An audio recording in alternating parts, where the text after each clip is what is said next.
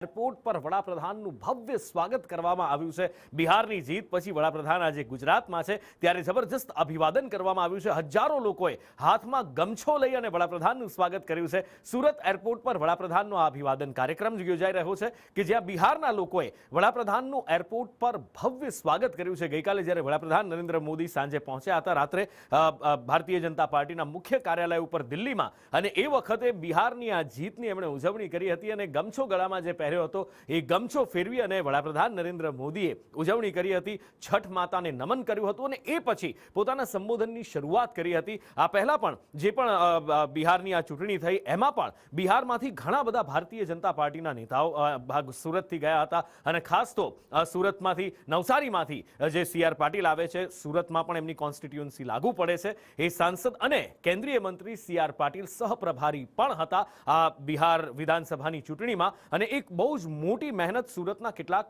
વેપારીઓ છે જે ભારતીય જનતા પાર્ટીની વિચારધારા સાથે જોડાયેલા છે, એમની પણ આ પ્રચાર પ્રસારમાં એમની મહેનત રહી હતી બિહારમાં ભારતીય જનતા પાર્ટી અને NDAને જીત અપાવવામાં। અને એ બધા જ સમર્થકો અત્યારે વડાપ્રધાન નરેન્દ્ર મોદીને સુરતમાં આવકારી રહ્યા છે। બિહારની આ જીતનું અભિવાદન વડાપ્રધાન નરેન્દ્ર મોદીએ ગઈકાલે જે રીતે ગમછો ફેરવી અને ઉજવણી કરી હતી એ જ રીતે અત્યારે વડાપ્રધાનનું અભિવાદન અહીંયા ગમછો ફેરવીને કરવામાં આવી રહ્યું છે।